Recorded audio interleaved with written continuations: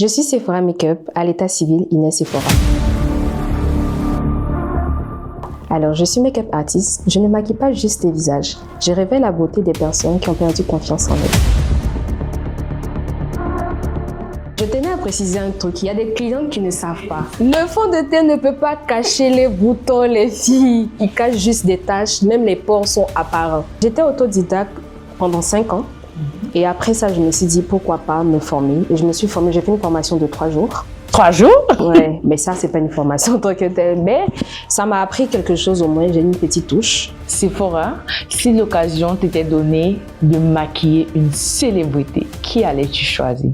Pourquoi pas la coach Amonchic? Oh je l'aime tellement, cette dame. Quel est le secret pour un maquillage qui tient toute la journée? C'est pas juste de mettre des produits, mais il faut avoir la bonne technique. À quelle séquence il faut mettre les bases, à combien de minutes il faut attendre, combien ci, combien ça. Surtout dans le cas d'une mariée. Tu as mal fait sa préparation de plus, ça sera mort pour toi. Bonjour à tous et bienvenue dans Best Room Talks. Aujourd'hui, on plonge dans l'univers du maquillage professionnel, un monde souvent vu comme glamour, mais qui cache aussi discipline, stratégie et business. Notre invitée du jour est une make-up artiste passionnée. Elle transforme bien plus que des visages, elle booste la confiance, révèle des identités et surtout se construit une vraie carrière dans une industrie ultra compétitive. Avec elle, on va parler de tendances, transformation, réalité du métier et surtout de ce qu'il faut pour réussir dans le make-up artiste aujourd'hui. Si tu t'es déjà demandé si le maquillage peut être bien plus qu'une passion, cet épisode est pour toi.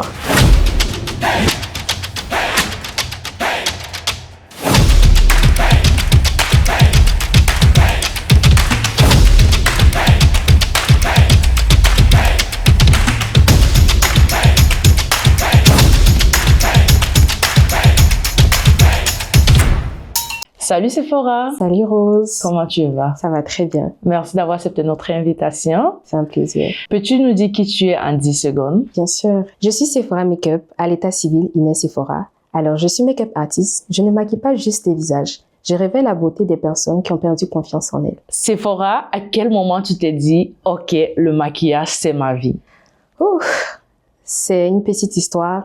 À l'époque, quand j'ai commencé le maquillage, c'était à l'âge de 12 ans. 12 ans? Oui. Oh my God.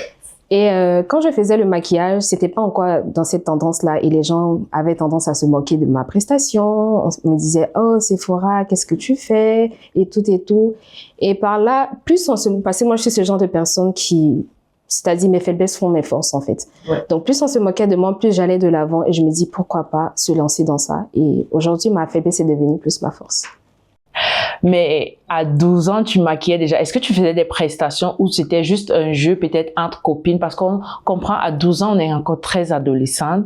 C'était un jeu entre copines où tu osais faire des prestations. Ça te ramenait déjà, ça te rapportait déjà de l'argent? Oh non, je ne maquillais pas des gens pour de l'argent déjà. J'appelais mes copines plus souvent et elles voulaient pas d'ailleurs.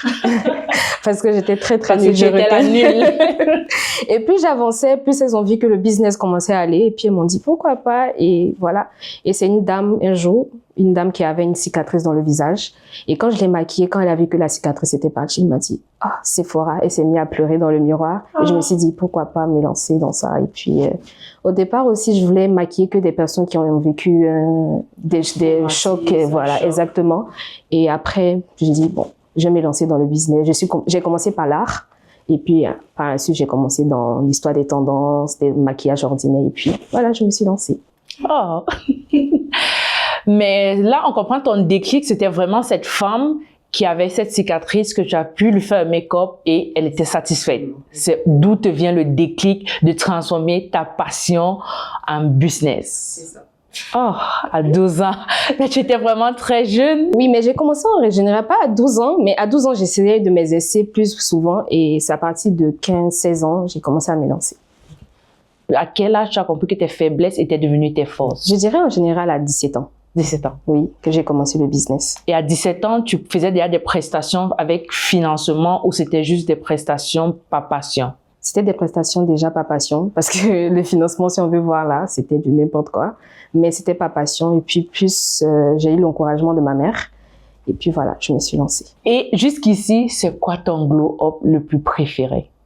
Ok, comme je le disais, vu que c'était dans le cas des cicatrices, ben, plus j'avançais dans ce métier, plus il y avait plus d'émotions. Donc, c'est les émotions même qui ont fait plus mon glow-up, pas seulement que la satisfaction. Mais une fois, j'étais en train de maquiller une cliente et elle n'était pas vraiment confiante.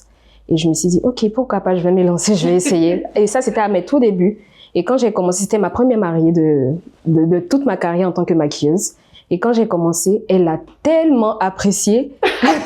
En ces temps, on faisait les crayons très foncés. Elle a tellement apprécié, je me suis dit, waouh. Et c'était là Elle a dit, Sephora, I got it! C'est ça. De 12 ans à aujourd'hui, ça fait quand même un bagage artistique que tu transportes. Jusqu'ici, c'est quoi ton glow-up le plus incroyable que tu as réalisé sur une cliente? Eh bien, c'est quand une cliente s'est regardée dans le miroir un jour, bien évidemment. Et puis elle m'a dit, oh waouh, je me reconnais pas. Et en plus, c'est sans filtre. Le mot précisé, sans filtre, je me dis, waouh, c'est la cliente qui précise sans filtre ou c'est toi qui dis? Elle me dit, c'est sans filtre, qu'elle voyait mes vidéos sur les réseaux sociaux. On lui disait auparavant que c'était avec des filtres, c'est ci, c'est ça. Mais quand elle a vu, elle me dit, mais je suis un filtre, en fait. Et là, je dis, mais oh waouh, ça, c'est mon glow-up le plus spectaculaire. C'est venu te chercher. Exactement. Mais j'ai l'impression, la façon dont tu t'entends parler, c'est comme si à ce moment, tu t'es dit, oh, Sephora, I got it. Exactement. C'est comme si tu as vu ton rêve devenir réalité. C'était juste ce que tu voulais. Satisfaction à l'état brut. C'est ça. 10 ans de carrière, plus de 10 ans de carrière, si je peux dire ça ainsi. S'il fallait parler de style, de particularité, Sephora est soft glam, full glam ou transformation totale? Pour moi, personnellement, en tant que moi, maquilleuse, moi, je préfère plus le soft glam pour moi. Mais en ce qui concerne mes clientes, je suis plus transformation. J'aime bien, exactement, j'aime bien affiner les traits, réveiller les traits qui sont sur le visage de la cliente. J'aime la transformation, mais pas trop chargée. Ouais. Donc, c'est ça. Bon, c'est vrai que nous sommes entrés dans le vif du sujet sans toutefois poser la question primordiale. Est-ce que c'est parti d'une formation où tu t'es auto-formée? Tu as fait une école de formation? Ben, j'étais autodidacte pendant 5 ans. Et après ça, je me suis dit, pourquoi pas me former? Et je me suis formée, j'ai fait une formation de 3 jours. 3 jours? Ouais, mais ça, c'est pas une formation en tant que telle. Mais ça m'a appris quelque chose au moins, j'ai une petite touche. Et après ça, pas plus tard que cette année, je me suis formée en ligne grâce à une Nigérienne. Et je la remercie beaucoup parce qu'elle m'a beaucoup conseillé. Donc, c'est ça. Donc, aujourd'hui, je suis pas autodidacte, mais avant, je l'étais. Mais c'est sûr que tu es 70% autodidacte. Exactement. Exactement. Parce que je fais pas des formations vraiment performantes. OK. Supposons qu'une cliente vienne avec son idée, ce qu'on rencontre généralement. Ouais. Toi, tu vas vers son idée ou tu essayes de rester Sephora Makeup? Ben, si l'idée qu'elle me donne, ça ne marche pas avec son visage, j'essaie de lui faire comprendre ça. J'essaie de parler de façon professionnelle, dans le calme, sans stress. Je lui dis, voilà, ça peut pas matcher avec votre visage. Et j'essaie de lui expliquer pour éviter que demain, elle parle de ça sur les réseaux sociaux. Donc, je fais de façon professionnelle. J'essaie d'aller, je peux pas l'obliger parce que c'est ce qu'elle veut.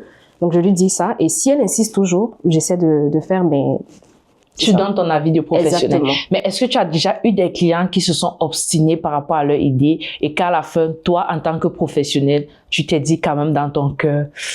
ça marche pas. Oui, j'ai déjà eu des clients qui ont des peaux grasses déjà, et puis elles veulent des glow-up, genre des visages vraiment huilés, oui, comme on peut le dire. Pourtant, si tu as un visage gras, ben là je rentre dans le cadre professionnel, mais si tu as un visage gras, tu dois faire toujours un truc mat pour aller sur du glow-up. C'est-à-dire au cours de la journée, le visage sera huilé. Donc si on fait huilé, ça va pas tenir. Donc j'essaie de parler, et quand elle insiste, je lui dis ok, mais je fais toujours mat, et puis elle part. Mais est-ce qu'après elle te fait un appel pour dire oh mon make-up a fait 6, ça n'a pas fait 24 heures, ça n'a pas fait 8 heures, tu m'avais dit j'allais terminer ma soirée avec? Ben jusqu'à là non. Jusqu'à là non, c'était avant. Avant on m'appelait parce que avant c'était dans les tout débuts, il y avait pas encore l'histoire des fixateurs qui fixent bien. C'est maintenant que je remercie vraiment les gens qui ont créé ça. Mais c'est maintenant qu'il y a eu maintenant les fixateurs, les waterproof, sinon avant c'était du n'importe quoi. Excusez-moi, c'était du n'importe quoi parce que en étant en Afrique, en ce moment j'étais en Afrique. Et quand tu es en train de maquiller une mariée, surtout avec le stress, l'inconfort et tout, souvent même la climatisation donne pas bien dans la voiture et tout. Et à un moment donné, tu regardes ta mariée, tu dis, oh Seigneur, t'as envie de baisser. Parce que quand on te dit, où est la maquilleuse, tu sais même pas comment on fait pour rattraper et tout. Donc c'est ça. Mais maintenant, là, ça va. Il y a des nouvelles techniques, il y a des nouveaux fixateurs. Donc, that's it. Pour toi, Sephora, le pire type de peau à maquiller, mythe ou réalité? Pour moi, personnellement, il n'y a pas un pire type de peau, honnêtement, là. Il faut savoir l'écouter. À la base d'être maquilleuse, je suis esthéticienne, donc j'étudie beaucoup sur la peau. Et non, il n'y a pas de pire type de peau. Une peau déjà, il faut bien l'entretenir. Ça, c'est un. Tu dois conseiller ta cliente et tout, faire des gommages. Et déjà, c'est une bonne base, dès le début, dans un maquillage. Si tu fais pas une bonne base, ça peut pas donner, en fait. Donc, c'est ça.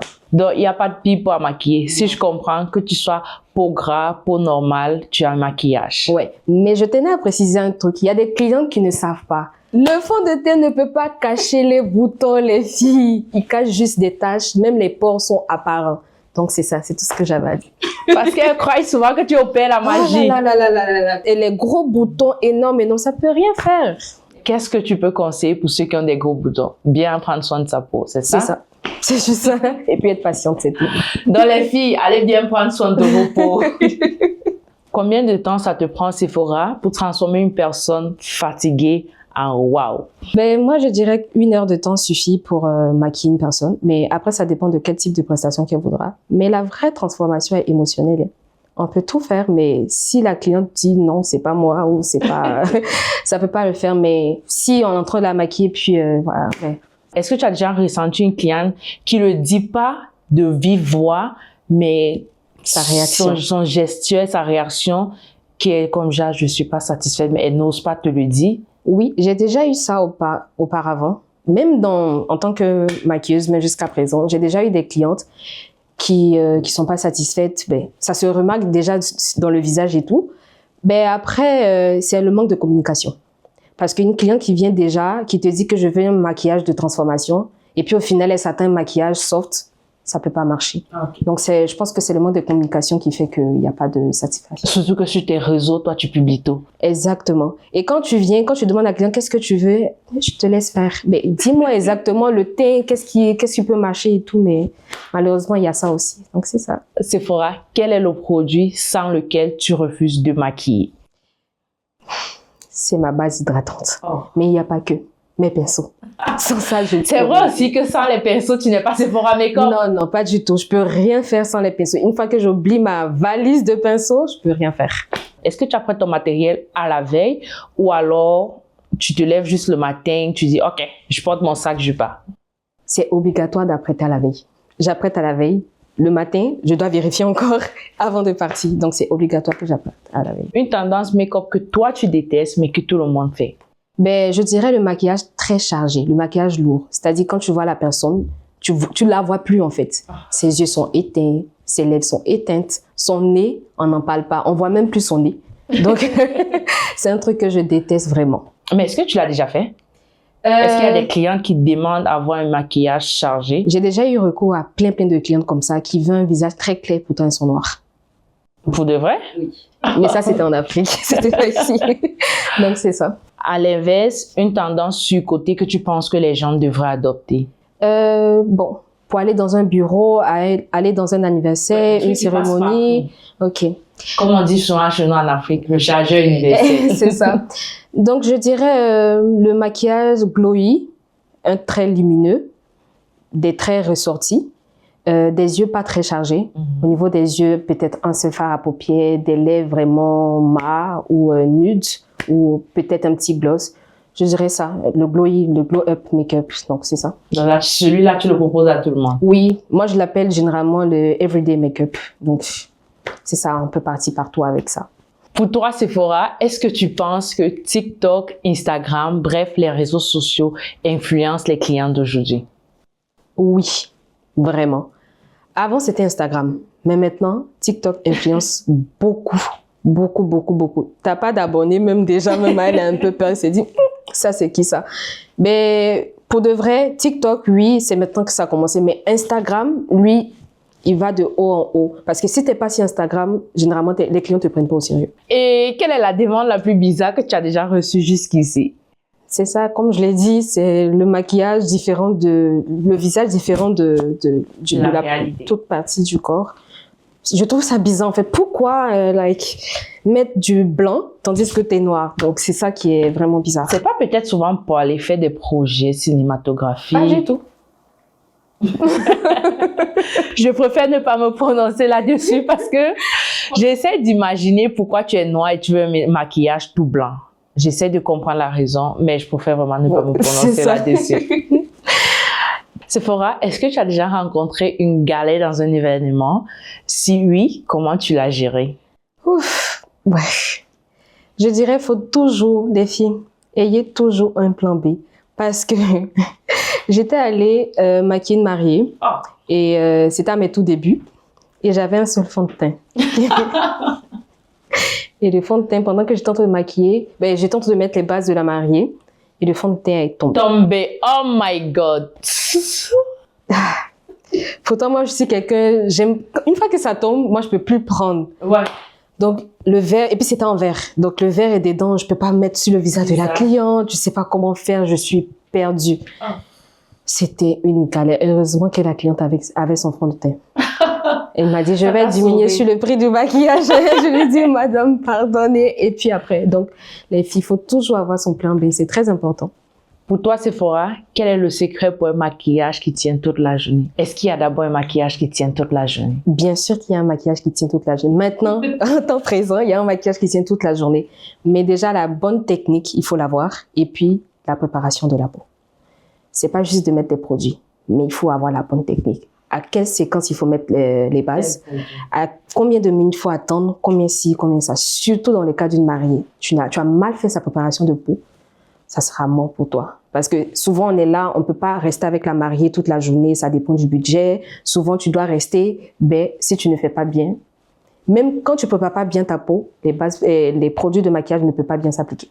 Donc, c'est ça. C'est vrai que tu as répondu à une question parce que je sais quand même qu'il y en a qui prennent souvent des make-up artistes pour souvent faire la retouche. Mais est-ce que quand on vous prend aussi pour faire la retouche, vous faites toujours un maquillage qui va tenir toute la journée ou alors c'est juste un maquillage peut-être pour la mairie, un autre make-up pour la soirée, pour le vin d'honneur? Comment ça se passe? Moi, je fais toujours ce qui va tenir toute la journée parce qu'il faut toujours s'attendre à tout. La mariée peut venir, tu vas regarder la peau de la mariée, tu vas te dire, elle a une très très belle peau. Mais quand tu commences et tu te dis, bon, vu que je suis là toute la journée, je vais rester. Et puis tu te rends compte que la mariée est en train de transpirer. Tu sais pas à quel moment, peut-être transpire pas. Quand tu regardes sa peau, tu sais que c'est quelqu'un qui n'a pas l'habitude de transpirer. Mais à cause du stress, elle commence à transpirer. Donc voilà, moi je fais pour que ça tienne. Et puis moi je dis quoi, les retouches, c'est pas forcément trop mettre une houppette, genre essayer de poponner. Pas ça. Au niveau des yeux, au niveau des lèvres et le reste d'attitude. Donc pour moi c'est ça. Maintenant, si vraiment elle veut changer, parce qu'il y a des clientes qui n'aiment pas vraiment pendant la journée trop de blush, trop de ci, trop de ça. Donc, je vois que la retouche, c'est pour juste ajuster ce qu'on a fait le matin. Donc, c'est ça. Sephora, toi, en tant que professionnelle, quelles sont les erreurs que font 90% des gens qui se maquillent tout seuls? Trop de produits. Je me reconnais là-dedans. Moi, je me maquille pas, mais je fais trop de produits dans ma skincare. Pas dans le make-up, dans la skincare. Oh là, trop de produits. Surtout la nouvelle tendance, les produits coréens, les ci, les ça. La peau souffre. Trop de produits et puis pas de bonne technique. Oui, il faut mettre comment faut mettre la base hydratante, tu vas mettre la base matifiante après mettre la base hydratante, donc c'est ça. Pour moi, c'est trop de produits et puis pas une bonne technique.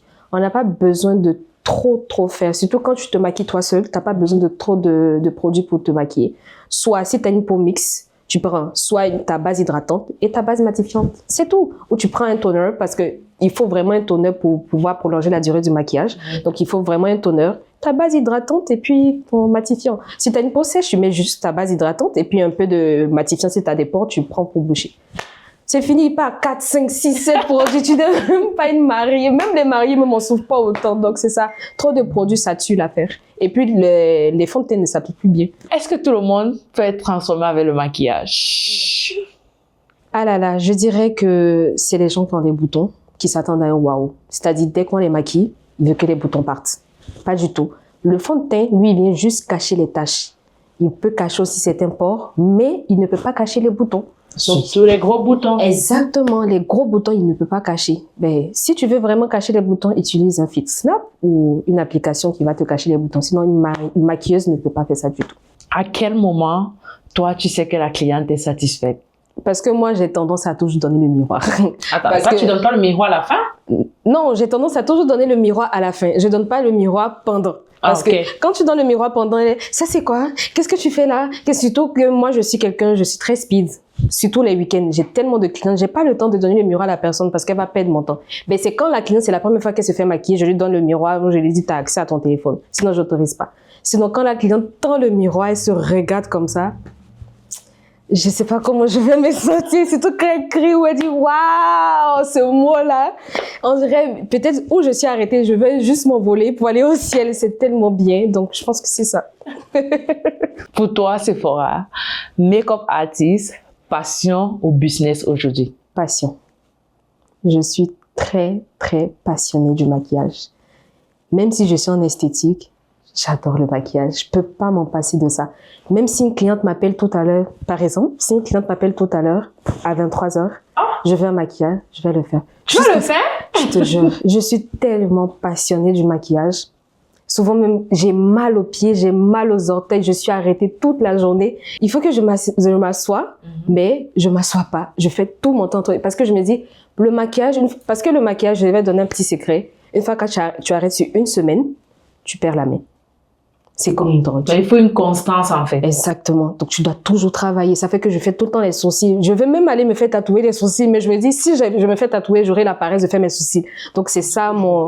Exactement. C'est ça, je peux dire mon sacrifice. Donc, la seule chose que je peux faire, c'est de tracer tout le temps parce que moi, je suis très minutieuse au niveau des sourcils. Donc, il faut toujours tracer les sourcils, toujours apprendre, toujours. Donc, quand une cliente m'appelle, je dis, mais pourquoi pas encore me perfectionner, travailler sur elle et tout. Même si je vais pas la filmer, mais au moins, j'ai appris quelque chose avec elle. Donc, c'est ça. Si ça te dérange pas, tu pourras partager avec nous combien on peut vraiment gagner en tant que make-up artiste. Je sais pas si je vais généraliser dans le monde entier ou rester au Canada, à Montréal précisément. C'est vrai, tu fais tout le Canada, mais combien tu peux gagner par mois ou bien dans l'année en tant que make-up artiste?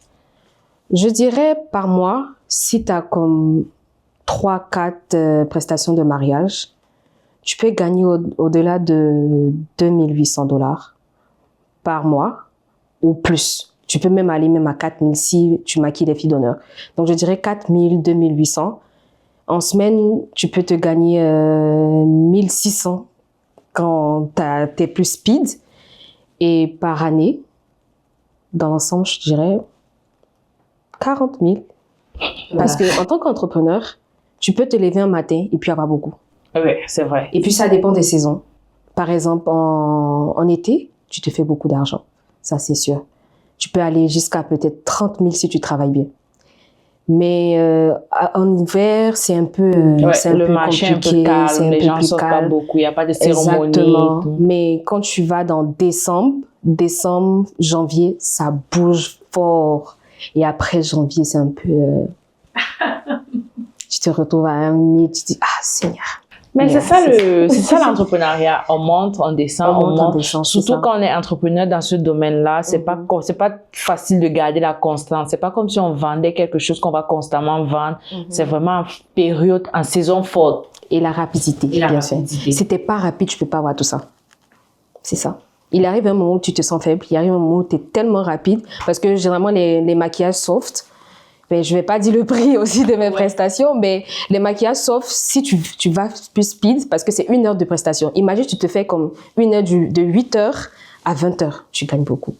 Par exemple, je donne un chiffre bizarre, peut-être 200 $ ou 150 $. Imagine, tu fais 150 $, 1 heure jusqu'à 20h. Ça te fait beaucoup d'argent. Donc, ça, c'est dit qu'il faut être vraiment speed pour avoir beaucoup d'argent dans ce métier, c'est tout. La rapidité. Exactement. Quel conseil tu vas donner à quelqu'un qui veut se lancer? Faut être patiente. La patience. Faut être vraiment patiente. Te dis pas, ah, je suis en retard, tout le monde a des nouvelles tendances, j'arrive pas. Le maquillage peut se rattraper. La coiffure, non. Le maquillage, quand tu fais quelque chose, tu peux rattraper au fur et à mesure.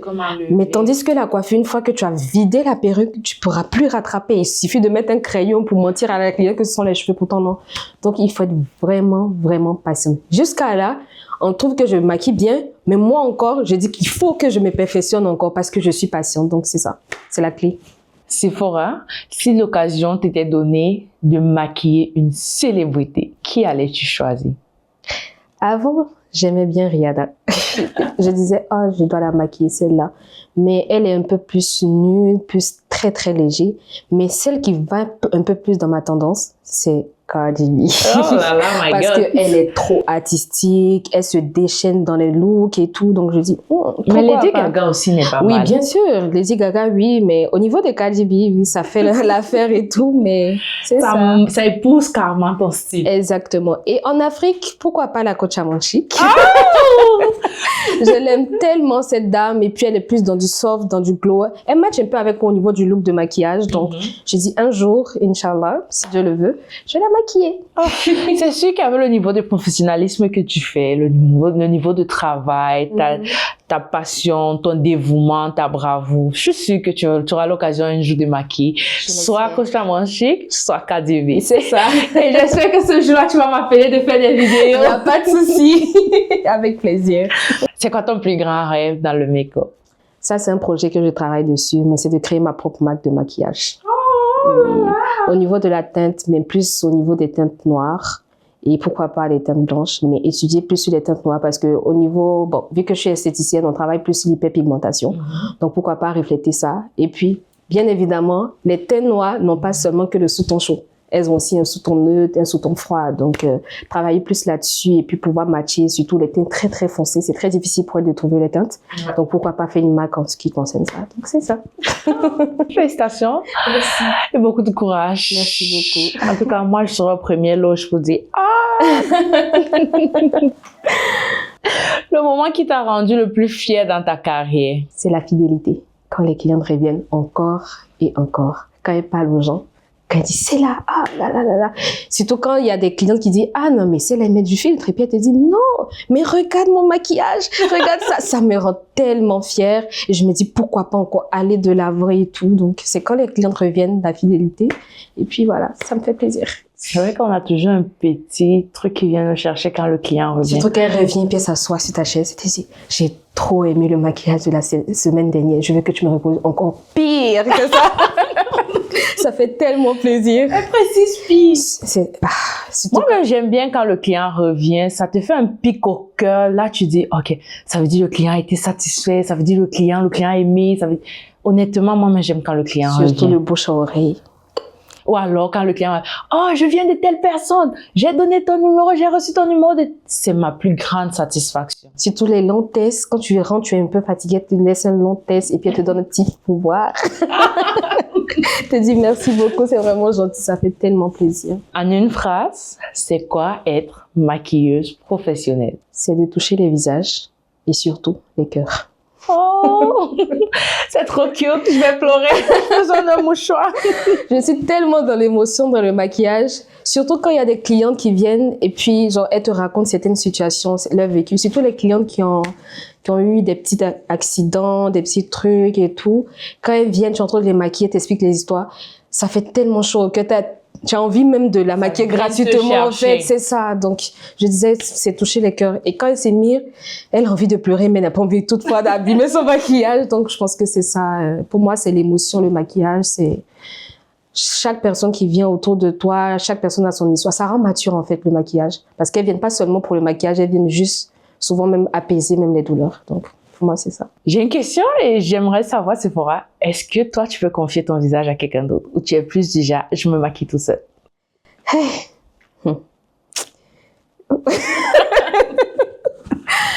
J'ai peur de me confier à quelqu'un parce que je suis très indépendante. Donc, même si quelqu'un fait, je vais forcément prendre quelque chose pour moi.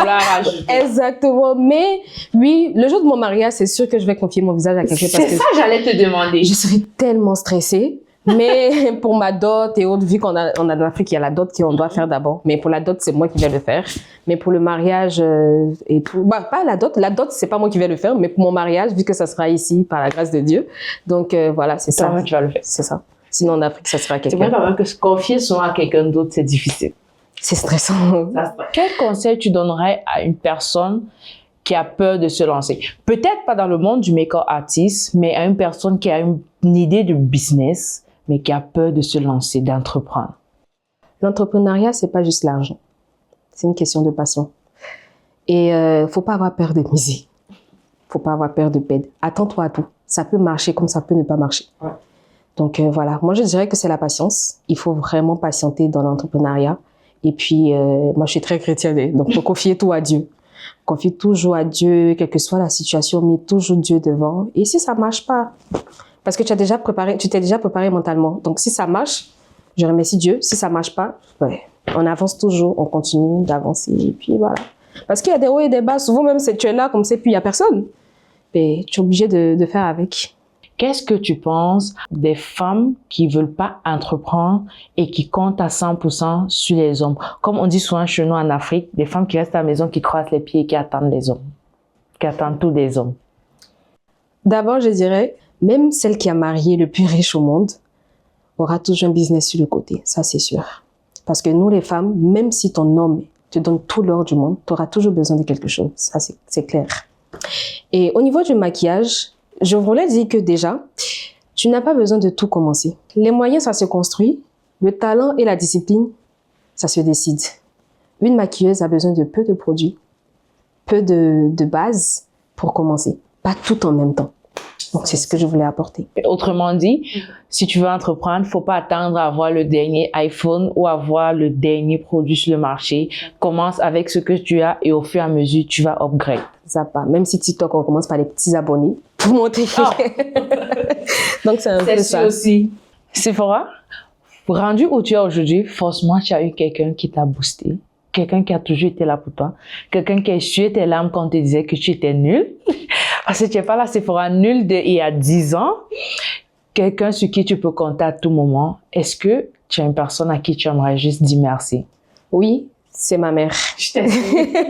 Maman! C'est ma mère. J'aimerais lui dire merci, que Dieu la bénisse. Parce que malgré tout, elle a eu je pourrais dire le mental d'une mère blanche.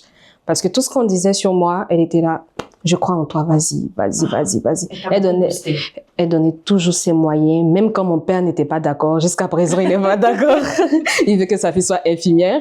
Mais voilà, ma mère a toujours été là pour moi, financièrement parlant comme mentalement parlant, elle était là. Donc, j'aimerais lui dire merci. Et merci pour tout, pour cette femme courageuse, parce que ma mère est entrepreneur aussi comme moi.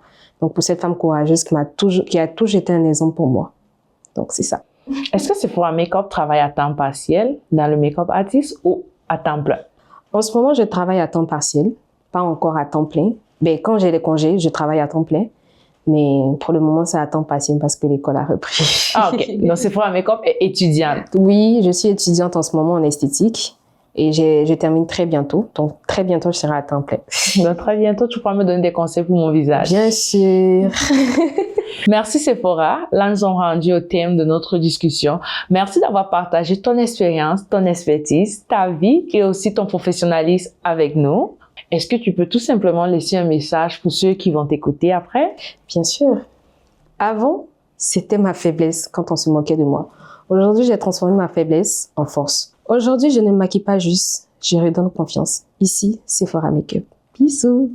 On arrive à la fin de cet épisode et une chose est claire, le maquillage, c'est pas juste une question de beauté, c'est un véritable art et aussi un vrai business. Derrière chaque pinceau, il y a du travail, des défis, des choix et surtout une vraie vision. Si tu veux te lancer, retiens bien ceci.